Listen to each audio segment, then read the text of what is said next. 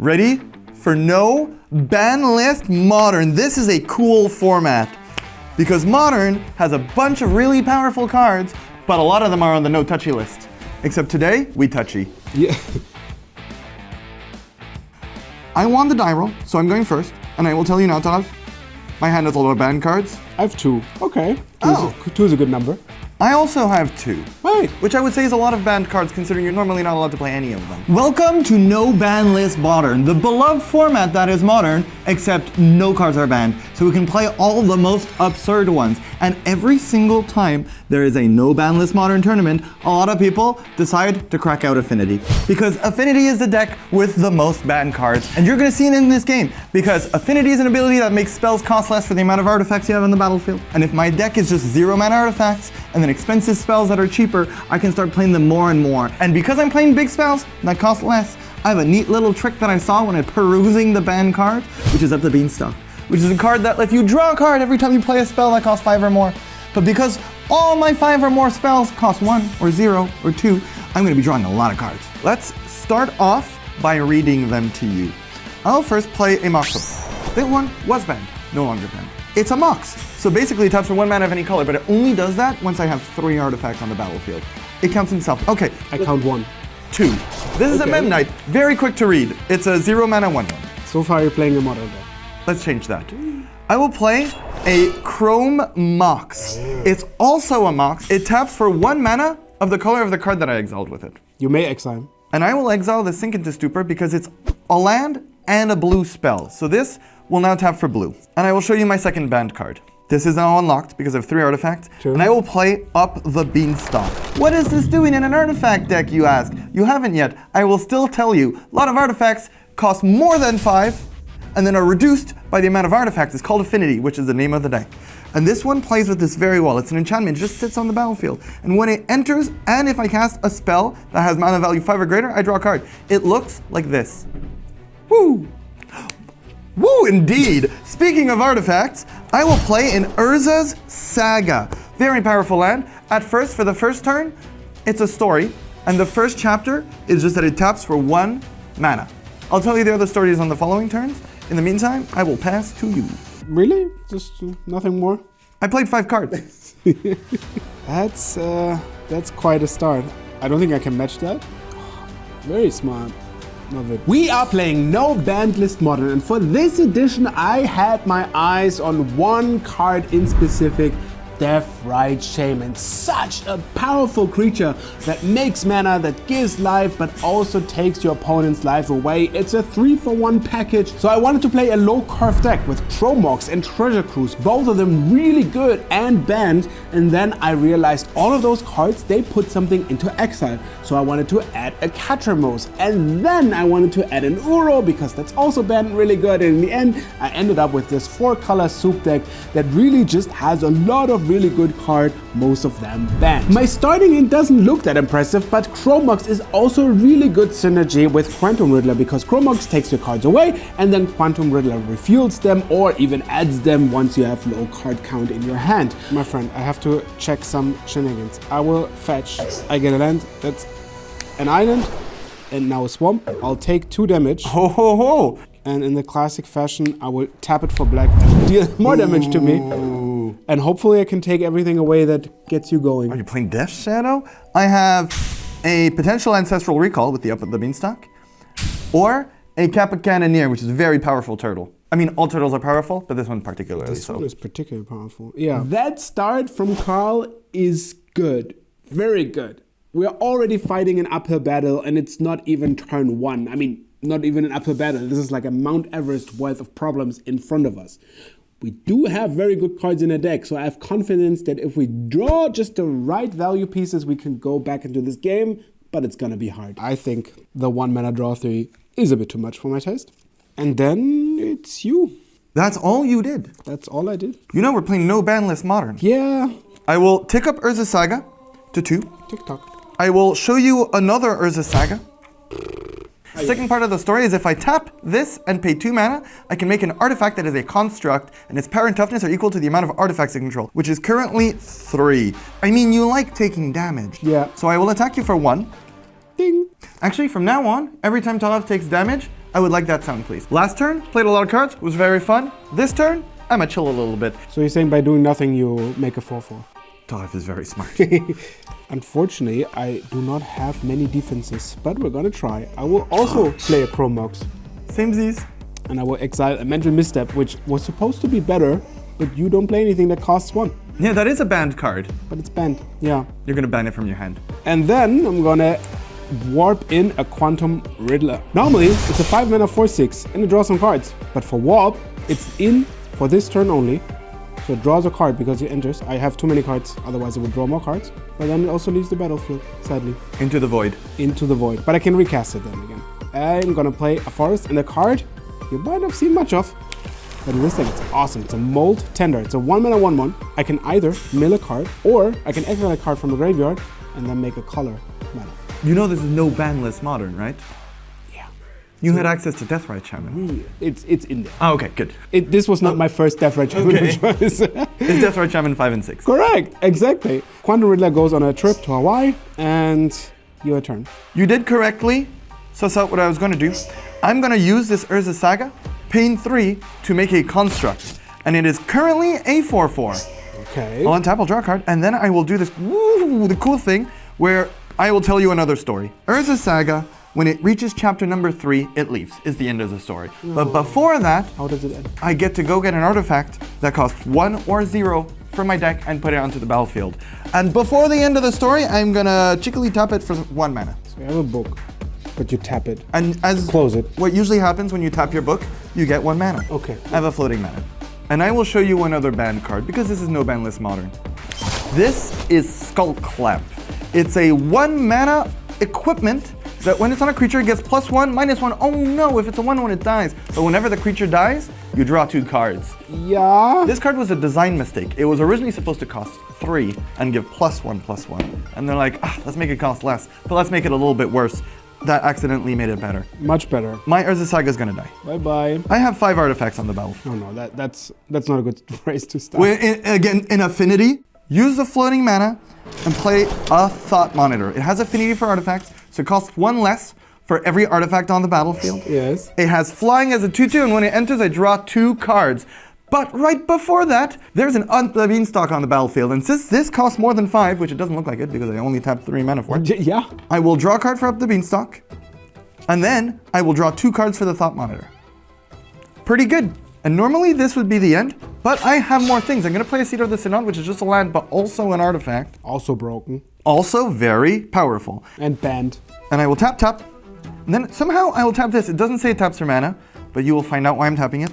I will tap everything I have and play another very powerful card that costs way more mana than I'm tapping for it. This is Kappa Cannoneer! First of all, I will let you know that it costs 6 mana. So I will draw from up the Beanstalk. I see it from you paying 2 mana to cast it. And then, because it has Improvise, so I can tap artifacts I control for 1 of the mana costs. So basically, it turns everything I have into a Llanowar Elves. It has Ward 4. Meaning to target it, you have to pay a 4 extra or it's countered. And whenever an artifact enters the battlefield under your control, I put a +1/+1 counter on it, and it can't be blocked this turn. Ironically enough, it counts itself as an artifact because it doesn't say another artifact. So it enters with +1/+1 counter. And eventually it can't be blocked and gets much bigger. Yes, like this. I will play a Mishra's Bauble, which is a 0 mana artifact that if I look at the top card of your library, I get to draw a card on the next turn. But it also puts a counter on my Kappa Cannoneer. Wouldn't Modern be wild if there was no ban list? I am then finally gonna whack you in the face. Ah. For 9, you may choose to block with your fake Deathrite Shaman. So I have a dilemma. If I now take 9 damage, it really doesn't sound like a ding.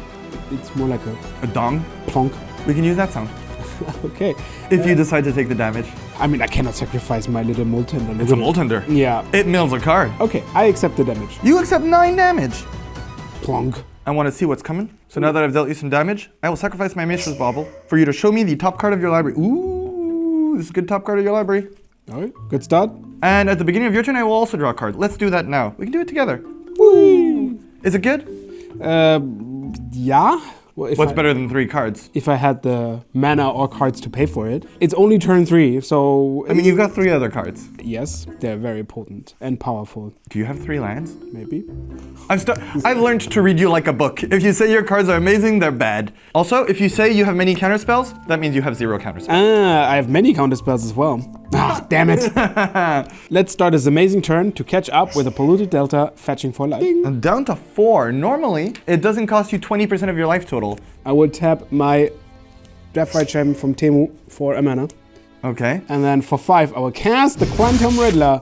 It's also a story. Look, last turn I warped it, and this turn I play it. No, there's 3 parts. Do you want to hear number 3? I'll draw a card. It's a really good twist. Did M. Night Shyamalan write this? Go. So you have the writing on the board. Yeah, it doesn't feel like a good story. I know how it available ends. to you because you know the last part of the story, which is that Urgus' Saga, when it reaches chapter number 3, I get a mana, as per last time. But also, it goes to get an artifact in my deck and puts it onto the battlefield. And it can be any artifact. So I'll literally say this. It enters. My Kappa Cannoneer gets a... so this is legendary. I'll tap this for mana because I have 2 Mox Opal. Kappa Cannoneer gets a counter because it sees an artifact enter the battlefield. Yes. I will show dominance by just letting my floating mana disappear. Oh no, I forgot to tap for spells. I would like to attack you with a 7/7. Is it unblockable? It says so on the card. With the no-banlist modern sideboarding, you always have to take a look what could your opponent possibly be working with. And that means since my deck is a little bit slow and value heavy, sometimes they're gonna bring a really fast artifact deck, so you have to be prepared. And I tell you what, I am prepared. I'm gonna bring 7 cards, some of them really potent like Clarion Conqueror, to beat all of those artifact decks, especially the artifact lands, which can't be activated anymore. What we take out is also quite easy because we can take out all of those 1 mana things that do cost us life, like Thoughtseize and Gitaxian Probe, because we don't really need to see what in Carl's hand. He's gonna play all of it anyway. Welcome to sideboarding. Because this is a best of 3, between the other games, we get to pull out cards we don't think are very good in this matchup and bring some more in from our sideboard. Now, Thoralf did mention that he has 6 Deathrite Shamans, so I'm thinking these mental missteps will be pretty good, as they counter 1 mana spells for free. And I'll bring in this Ashiok, because one of the only cards I saw from last game is one that says mill a card, so I assume his graveyard's important. Okay, I feel after sideboarding, everything gets much brighter. Yes, please do a thing. The viewers came to see you play banned cards. Now you're going first, so you decide whether you keep your hand or not. I'll keep it. Now that looks like an awesome starting hand, and we have yet another banned card in our hands, Once Upon a Time, that normally is just there to fix your mana because you play a lot of colors, but also if we have our colors set up, it can look for the important 1-drops that make your mana, of course 4 Deathrite Shaman, but also 2 Mold Tender, which are really good in the deck because they also have the function of adding cards to your graveyard and then removing cards and making a mana beautiful. We can find one of those and get the game going, but also we have really good value in our hand. This is premium. In Magic, there's a thing called mulliganing. If you draw 7 cards, it's not like Yu-Gi-Oh! They are not your fate and destiny. You can choose to put them back if you don't like them, and draw 7 more cards, but you put 1 at the bottom. Is that true? In Yu-Gi-Oh! You can't complain? You're stuck with it. Oh. But now, I get to draw another one, but I put a card below. And if I keep 7, you call Yaman on me. Now, if I draw a 0 mana artifact, this hand is insane. It's a turn 1 Thought Monitor, I play all my cards, I draw some more cards, but if I don't, this hand does absolutely nothing. So, we're gonna have to be responsible. We could, I know you want to see the gambling part of this, but we're not gonna take that risk because we wanna win in 2 games. So we're gonna take a mulligan, and we're gonna draw 7 more cards and put 1 down. Last hand, I had to get lucky. This one I have to get luckier. This hand is somehow riskier than the other one, but it does have 2 mental missteps, meaning that I can counter Deathrite Shaman number 1 and number 2, or any of the 1-drops, so it slows him down. So this is gonna be maybe a slower game than last one. We're gonna take things chill. But I'm already punished for my decision. I'll put this card at the bottom. Ready? Are you gonna play a card that mills 1? Better. Well, maybe. I don't know yet. 2? You've been telling many stories. Let me tell you one. That's one of my favorite ones. Once upon a time, there was a little boy who really needed a 1-drop. The anticipation is killing me. Going out in the wilds, at the top 5 cards of his library, and looking for Can you really find the one drop? Are you a little boy? Is this a story of you? Do you need a one drop? We can neither confirm or deny any relatability to any of the characters written in this story. The boy found! The boy found a one drop. You are the boy. Oh, you were the boy after all. Yes, I find a different shaman. But that says it costs 2 mana. Yeah, no, this story is brought to you free by the first spell of the turn. I could have taken any land or creature, but I've chosen a one drop instead. I would like to cast it. Show me the money. And by that, I mean the way you're going to pay for it, which is sometimes money, but sometimes lands. So I'm going to show you a forest to not take any damage and cast a Death Rite Shaman. 1 mana, 1/2. Banned card. Very bad card. For tapping, I can exile a land from my graveyard to make a mana, just like the other creature, remember? Yeah, they're the same.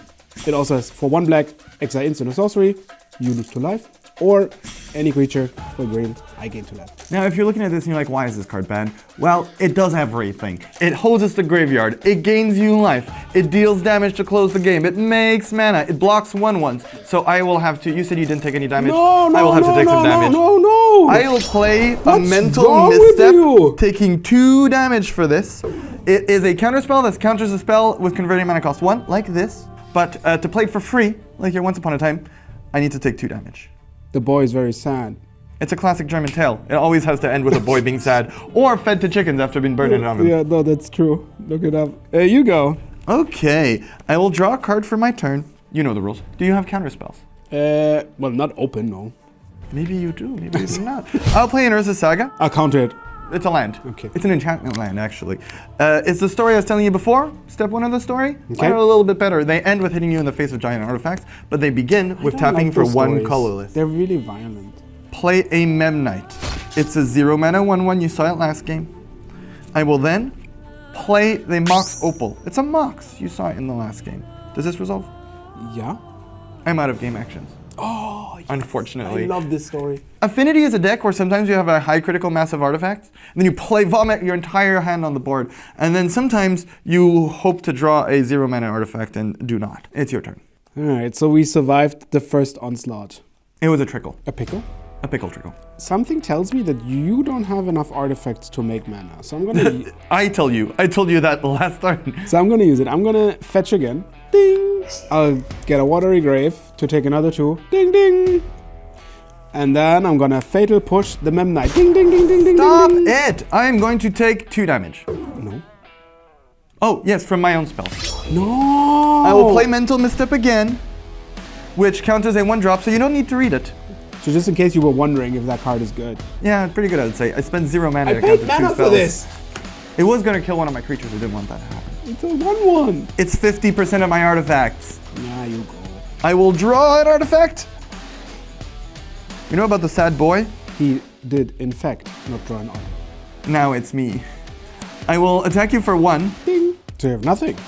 I have dreams. Oh, how the shifts have tied it. I realized my mana base is really painful. We only play fetch lands and shock lands, very few basics, so it is kind of a problem. And of course I realized that, but I didn't realize like how much it annoys me. So maybe there is some tweaking going on there. So you have convincingly displayed that you really like your Memnite. Please don't do anything to it. I don't hear you. We'll push it again. I will take 2. No, I will die. My Memnite is gonna die, unfortunately. Now you'll have to raid Fatal Push. Destroy a creature with converted mana cost 2 or less if it has Revolt, meaning somebody left the battlefield. And then we can take a chill timeout by not dinging myself with the temporary right tap. This no-banlist modern game is looking a little slow. 3rd story on my Urza Saga. I will float 1 mana with great hope to use it. It will sacrifice itself and I will go get a 1 mana artifact from my deck.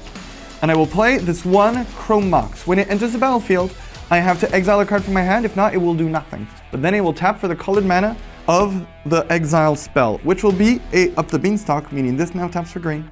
Oh no, I got rid of my Up the Beanstalk. I'll use the floating mana to play another one. This will enter and draw me a card. Currently, my Affinity deck is not popping off. Okay. I will pass the turn to you.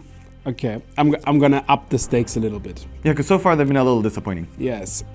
I will fetch, and then I'm getting an island and playing a card that Cost 4? I'm gonna play for 1 ring. Ooh, that's a good one. How did you get it? I thought Post Malone had it. I borrowed it. I have connections. Now I gain protection from everything Congratulations. until my next turn. And then I can tap it to put a counter on it. I'm doing visual Pray explanation. tell me what you do with the counter. And then I draw a card for each counter on it. Great story. And in my upkeep, I take damage for each counter. Ooh, dangerous story. It's also indestructible, obviously. Well, I was going to attack you, but you have protection from everything, so there's no reason to. I'm going to play a land. It's an artifact. So good. And I will show you a card that is not even legal in Modern. It wasn't even banned. It's just too old. Wait, but no banned list doesn't mean you can just put any card. Ancestral Recall. So this draws 2 cards, Yeah. but draws an extra one because of up the Beanstalk. And it has affinity, so it costs 3 less because I have 3 artifacts. Yeah, pretty So good. I will draw for up the Beanstalk. I will draw 2 cards for my Ancestral Recall. Okay. And then I will play Midnight, which is a creature that you spend 2 spells trying to kill. And you spend 2 to protect. That is correct. Pass a turn, something will happen on your upkeep. I take 1 damage. You are tempted by the ring. I'll draw a card. And first things first, Oh, drawing 2 cards. drawing 2 more. I will play a Chrome Mox. Ooh. You remember it? I will exile Thoughtseize because I don't think I I can have 4 take cards in my hand. I don't want to take damage. I'm gonna cast a Quantum Riddler, which is for full 5 mana, a 4/6 flying. When it enters, I draw a card. If I have 1 or less cards, I draw more cards. And then I'm gonna play a Lush Portfolio tapped, which is a Surveil land, bin this. Another Surveil land. Surveilling is looking at the top card of your library and deciding if it stays there or if it goes in your graveyard. So I will draw a card for the turn. Rule number 1 in Magic the Gathering is that if you have an Oko, you play an Oko. But rules are like the instruction manual for a microwave. You only read them when there's smoke. So in this case, if I play the Oko, it can do so many things. But Thoralf can attack it down in 2 turns with the Quantum Riddler. So instead, we're going to try to smother him in card advantage. Death by 1,000 needles. You know what's a great way to start every single turn? Coffee. Now I realize there's a better way to start every single turn. I was gonna say Ancestral Recall. Again? I will play a Thoughtcast, which draws 2 cards and cost 1 because I have 4 artifacts, but thanks to Up the Beanstalk, I will draw 3 cards. And as most hands after you cast an Ancestral Recall, it just got good. I'm gonna tell you a much longer story. Oh, no. First I will tap this Mox Opal. You have a card with Warp, I have a card with Warp. This is a Pinnacle Emissary. It's a 3 mana 3/3, but here it can warp it for 1, meaning that if I pay 1, it stays on the battlefield this turn, and then it leaves, and then I can play it again. But whenever I cast an artifact spell, I create a 1/1 colorless drone artifact creature with flying, and this creature can only block creatures with flying. Like this one. So you pass the turn? Absolutely not. This Mox Opal is gonna go because there's a thing called the Legend Rule, which is Okay. if you have 2 of a legendary thing, 1 of them has to go. Mox Opal has been cast, so I will get a drone from my Pinnacle Emissary. Now you pass the turn. I have 1, 2, 3, 4, 5, 6 artifacts. So would you say this is reduced by 6? Correct. It's a Thought Monitor. It draws 2 cards, but make that 3 because I have an Up the Beanstalk. Yeah. You know what's better than drawing 3 cards? Making a drone! So it also makes a drone. Oh boy. I'll play another Ancestral Recall. Draws 2, draws 1, 1, 2, 3. Life is good. I'll play another artifact. It's gonna make me a drone. I'm gonna sacrifice my Mox Opal to get this other Mox Opal. And I'm gonna immediately tap it to make a blue, and then tap 5 artifacts to play a Kappa Cannoneer, which also comes with a drone. And because it is improvised, I could play it by tapping all of these. Ward 4, you know the drill. And the thing is, whenever I play an artifact, this will get a counter. But first, because I played something that costs more than 5, believe it or not, even though I tapped a single land source for it. So let's make some artifacts enter the battlefield. First of all, this is a green artifact land. This enters, but I didn't cast it, so I don't get a drone. So let's fix that and play more artifacts. I am going to play a Springleaf Drum. This does one thing here. It puts an artifact. It also does one thing here and gets me a drone. Soon my battlefield is going to become a little bit silly. I guess it's already a little bit silly. And this stuff is when I am out of juice. So this Pinnacle Emissary is going to go exile and chill for a while. I can recast it because it's warped. And now my pile of artifacts is going to stare at you and hopefully take you out next turn. I would like to have a word with that. Upkeep. I'm going to take 2. Ding. Draw a card. She's late to the party. So I'm going to tap the ring. Carl just vomited everything on the table. And I know it looks kind of bad. I mean, really bad. But after sideboarding, we do have some very potent cards that can not only deal with the whole board, but also get us ahead. And we do have quite a lot of draws with the One Ring, so I'm gonna be hopeful that this is not impossible to beat. Put a counter on it. Ooh. I really like it. Yes, but it's gonna burn you more and more. Now there's 3 of those, so you'll take 3 damage every turn. So let's end Chester Rico first. 1, 2, 3. I think we have everything solved. I think it's pretty hard for you to have everything solved. Let's play a game. Do I you love see games. your board? Is it gonna go? I mean, I will tap 4 mana. Okay. More specifically, one of them green and one of them black. I will cast a culling ritual. So now, In Modern? no banlist modern. You make your own decisions. Now we destroy each non-permanent with mana value 2 or less. That's a lot of my battlefield. And for each of those permanents that are destroyed this way, I will gain a black or green mana. With those 11 mana, I will cast a Force of Vigor, which destroys up to 2 artifacts or enchantments. For now, I'm gonna destroy the Kappa Cannoneer. And since you have 11 mana, I have to pay you the can ward. pay the ward. And I think I'm gonna destroy a Seed of the Synod as well. Okay. For 1 white and the green, I will cast a Catramos, Menace, Lifelink, Indestructible God. A lot of text, very good. It cannot attack unless I have 7 or more cards in exile, which means you or me. I have 1, so we're working on it. I have 2. Whenever 1 or more cards are put into exile from graveyards or the battlefield, then I'll draw a card and lose a life. For the last 3 mana, I will play my Mole Tender. This exiles comes from the... I am so sorry, Thoralf. I will take 2 life. No! This was just rotting in my hand! I will play another for the 3rd time this game. I will play a Mental Misstep, which would counter this. Why do you hate fun? You just killed 10 permanents. I would say between us, one of us hates fun particularly more. I'll play a land for turn, and I think my life total is more precious than dealing you 4 damage, so it's your turn. My untap step at least is very short. For the 3rd time, I will tell you the story of Urza. It's a saga. I will also tell you the story of Jack and the Beanstalk. He went up. End of story.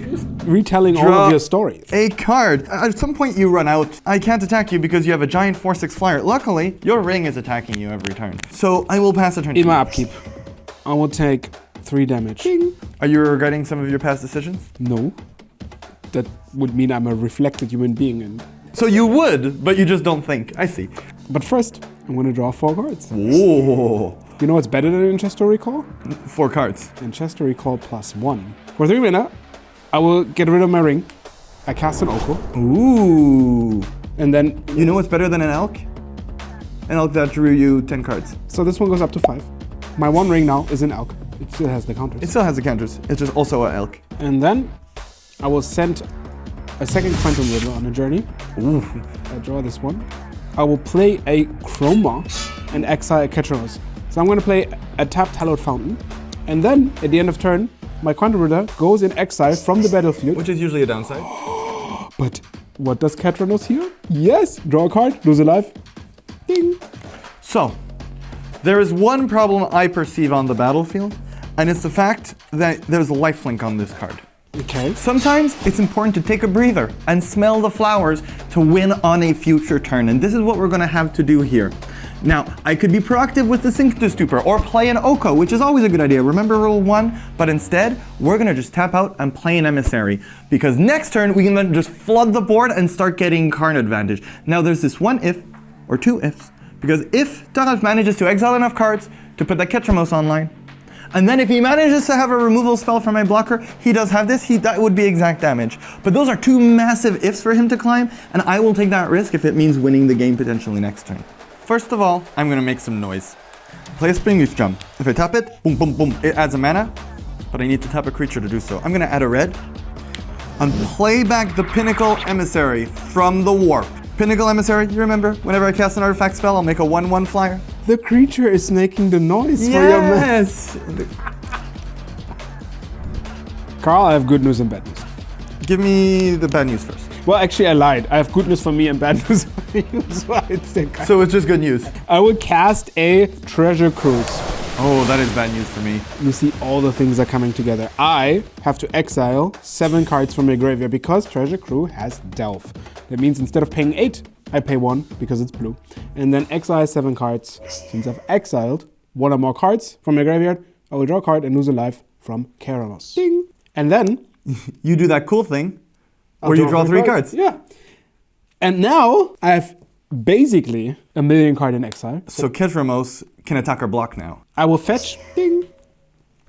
Ah, I didn't find anything. Oops. Man, so clumsy. You didn't find any lands. Since something left my battlefield, I have Revolt. So Fatal Push now can kill something that costs 3. Life totals? 14, which conveniently you can only attack for 11 right now. Well, let me show you our Lord and Savior Oko Thief of Crowns, which makes this Crowbox now also a 3/3 elk. And then I will check you for 14. You found the way. Okay, well at least that means we have a game 3. Back to our sideboards because we realized that we potentially made a tiny little bit of a mistake. Exiling his graveyard is excellent if he has a Ketramos. This Ashiok kind of just even helps him a little bit. So we're gonna take it out and bring back in the Skull Clamp. Okay, we've tied it up. I've given you the chance to play some of your cool cards. You saw the cool cards. Now it's time for me to win. Thank you. That's so nice of you. I will keep this hand. Uh-oh. I will show you a series of cards. This is a land that is also an artifact. Okay. This is a Mox that is also an artifact. It currently is not turned on as a creature. Let's play a creature. This is never a creature. Now it's a Mox. I will then play another artifact. This is a Spring Leaf Drum. Okay. It's the one that Memnite can play, so he will. I will tap this for 1 blue. I will use it to play this one singular Skull Clamp. Remember, it's an equipment that makes my creatures stronger. I will make this Memnite stronger. It'll give +1, -1. No, my Memnite! It had 1 toughness, it's dead. That's okay, I'll draw 2 cards. You don't seem too sad about it. I do have a lot of cards in hand. Unfortunately, I cannot play them right now, so I'm gonna take a little bit of a breather. One of the classic 1-mana dilemmas in Magic is the mana creature versus Thoughtseize, because you do have to cast one of them turn 1, but is your opponent fast enough that it matters to discard, or can you take a turn off and then play a creature? And being on the draw, it makes it really tough, because usually on the draw you favor the discard, especially if they didn't do a lot, because then you can take away a card they want to play, the best card out of the hand, and next turn you can play a fetch land, play the mana creature, and then take it slow. This time though, we did draw a Clarion Conqueror, and that card is basically lights out for Carl's deck. There are very few cards he can activate or even cast after, so we want the mana to then cast that creature turn 2 and just win the game. I will fetch again, to the surprise of nobody. Ding dong! That's a new sound. From now on, we use this new sound. Somebody's at your door. Who is it? The overground tomb. Is your house in a tomb? Maybe the house is the outside and the tomb is the inside. I'll make a green mana. That is dark. And cast a Deathrite Shaman. Now, Deathrite Shaman isn't as good against me as it could be against other decks. Hosing my graveyard, not particularly strong, and the clock it does with the 2 damage, also not really relevant in this game. It does give him mana, so there would be consideration to keep this mental misstep, because I might need to counter a Fatal Push, or I might need to counter a Thoughtseize, and my hand is very important. But I do think that next turn, he can get ahead on mana, and the only way he does that is with this Deathrite Shaman. So although it's a tough consideration, I do think we will counter it here. Okay. Woohoo! Whoa, let me finish the sentence. No. Okay, Thoralf, this is once again a time for me to take 2 life.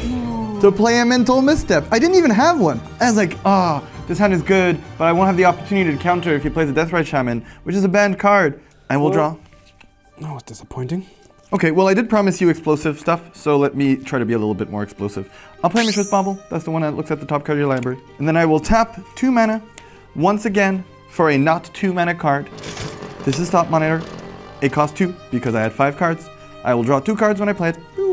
I will then tap my Thought Monitor with the drum to play a 1 mana, 5 mana card, draw 2 cards. And then I will play a story that I've told you many times before. You know how it ends. And then I will put the Skull Clamp onto my Thought Monitor. Do the thing. I'm not drawing 2 cards. No, it's too big. I'll pass the turn to you. You have a decision to make. Would you like Kappa Cannoneer, or Kappa Cannoneer? Good choice. You take 2 damage. Ding dong.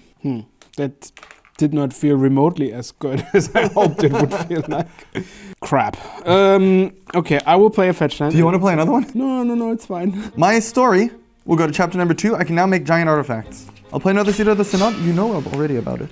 I will start the turn by attacking you for 3 Ding with my dong. Thought Monitor. Okay. And then, I mean, if you've seen them already, might as well play the Kappa Cannoneer. When it enters, it adds a counter because it sees itself, and I managed to play it for 3 because I improvised. I'll pass the turn. I'll lose 1. Ding dong. I'm gonna get a Meticulous Archive. Ooh, so you're gonna get to surveil. Yes, blue-white Surveil. I will surveil this Flooded Strand. Is your deck 4 colors? Very cool. I'll draw for turn. But you decided Red Sox. Yeah. I will lose yet another life. You do you. Ding dong. And then, unfortunately, it's a turn too late. But still very powerful. It's a Clarion Conqueror. 3 mana, 3/3 flying, and activated abilities of creatures, planeswalkers, and artifacts cannot be activated. So I cannot look at your library. Correct. I cannot tap for mana. Correct. I cannot put my Skull Clamp onto other creatures. Correct. I cannot tap for mana. Correct. That handled this problem. It didn't handle this problem. Yes. Wait, you know. Wait, does it say creatures? Yes, it says creatures. I can't activate my abilities. No. So many things happen on my turn. Actually, many not things happen on my turn. This is my only not artifact. So I'm going to tap it for 1 mana. Yes. As it goes on the final chapter. And that chapter says that I go get an artifact in my deck and put it onto the battlefield. And luckily, this is all I needed to do to make my Kappa Cannoneer unblockable. Because an artifact entered the battlefield, meaning my Kappa Cannoneer is now a 5/5. And with my 1 floating mana, I will make it a 6/6 by playing a Springleaf Drum. It doesn't do anything, it's purely decorative. Which some drums are. It puts a counter on the Kappa Cannoneer, which is now unblockable. And I will go into the step where I hurt your face. Yeah. Would you like to untap my artifacts? I have no other choice. This is unblockable. This kills me, so I'm gonna block the Thought Monitor. You go to 3, and now a few things happen. First of all, my Thought Monitor dies. Unfortunate. Good thing is, I draw 2 cards. Unfortunate. And now let's make sure that Culling Ritual won't do it. I'm going to temporarily put into play a Pinnacle Emissary. This gets bigger. Okay. I will then tap Mox Opal for 1 blue, and play another Mox Opal, making a drone and making my Cannoneer bigger.